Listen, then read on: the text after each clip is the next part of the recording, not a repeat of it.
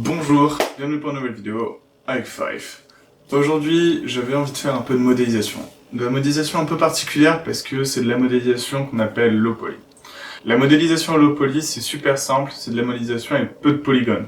Donc peu de résolution, quelque chose d'assez simple, un peu basique. Le but n'est pas d'être réaliste, mais d'être joli. On représente les choses de façon un peu simple. On vient avec des formes basiques. Exactement ce que j'ai fait. Je voulais pour ce projet un peu m'entraîner sur les logiciels de modélisation, utiliser un peu Maya et tout ce genre de logiciels, Blender en l'occurrence, puisque c'est ce que j'utilisais, et m'entraîner un peu à les utiliser de façon un peu fun et artistique, comme j'aime bien le faire d'habitude. Le but pour moi, c'est de le faire une journée. Donc, j'ai pas mis énormément de détails et j'ai pas mis énormément d'objets. Je peux en rajouter beaucoup plus, mettre beaucoup plus de détails dans les objets, c'est absolument pas ce que je voulais. Je voulais que ce soit fait en une journée et que ça me prenne le moins de temps possible. On va y venir, vous allez voir le résultat plus tard. Vous inquiétez pas. Commençons par les bases. Maya. On commence par le plus simple, la modélisation basique avec des cubes, très simple, on part pas dans le détail, on cherche juste à donner un côté pratique à la chose.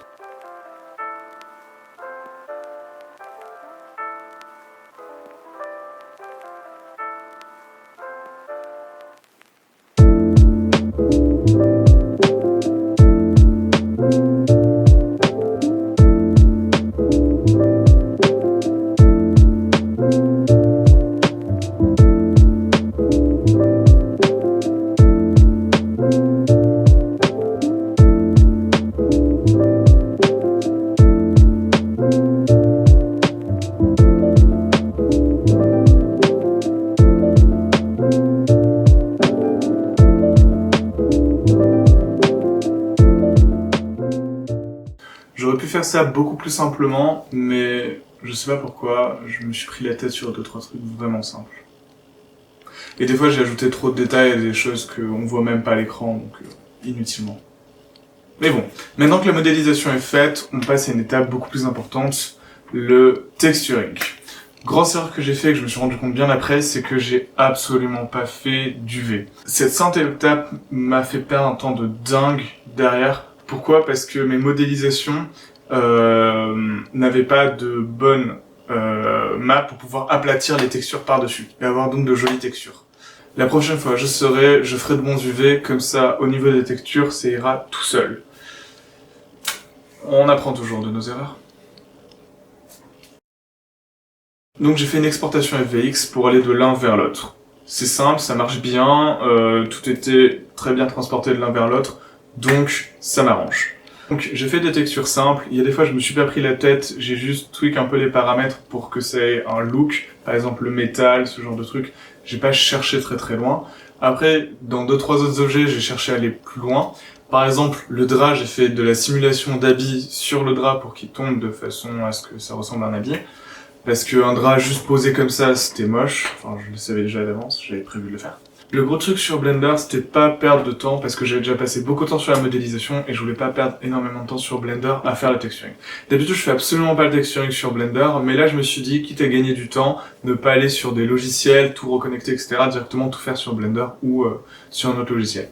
Décidez de pas passer par Maya, parce que j'aime pas faire la texture sur Maya. En tout cas, pour l'instant. Enfin, je m'y habitue.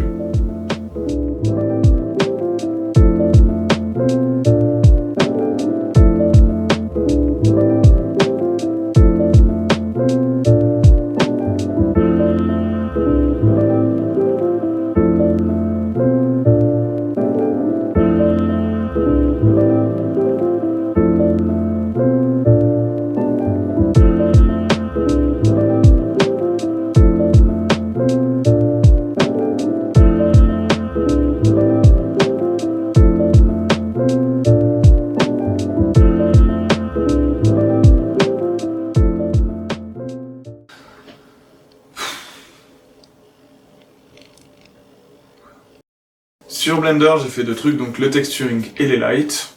Les lights, je l'ai quasiment pas enregistré parce que c'est vraiment une étape qui est importante pour moi. De 1, ça transmet une atmosphère. De 2, c'est giga important parce que ça met en valeur et ça apporte tout le côté, le look et les couleurs. À mon sens, c'est l'une des étapes les plus importantes. Je suis pas très bon en lighting, dans le sens où j'aime bien jouer avec ça parce que ça permet d'avoir des résultats vraiment cool, mais de là à dire que je suis bon, absolument pas le cas. Je sais que je suis juste un débutant dans la matière, que je m'amuse un peu avec à toucher à 2-3 trucs, mais c'est si puissant que je ne fais qu'égratiner la puissance de ce qu'on peut faire avec ce genre de logiciel. En termes de lighting, je parle.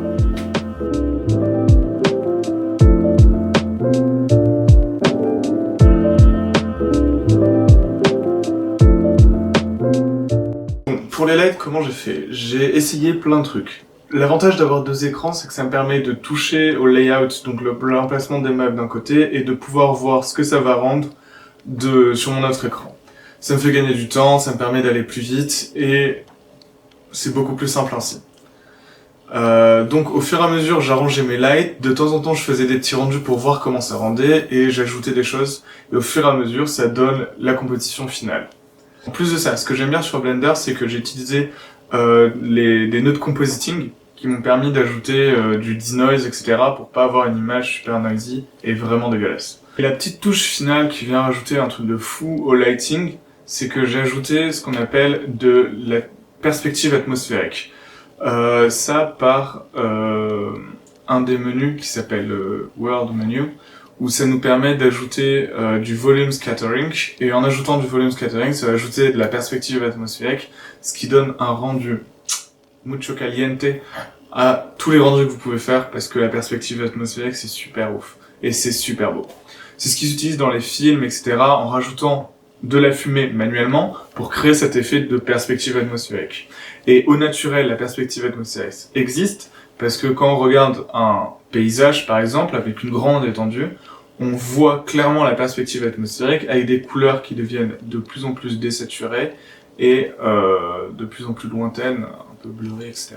C'est ce qu'on appelle la perspective atmosphérique, et c'est ce que va venir le volume scattering de Blender, rendant un look super cool.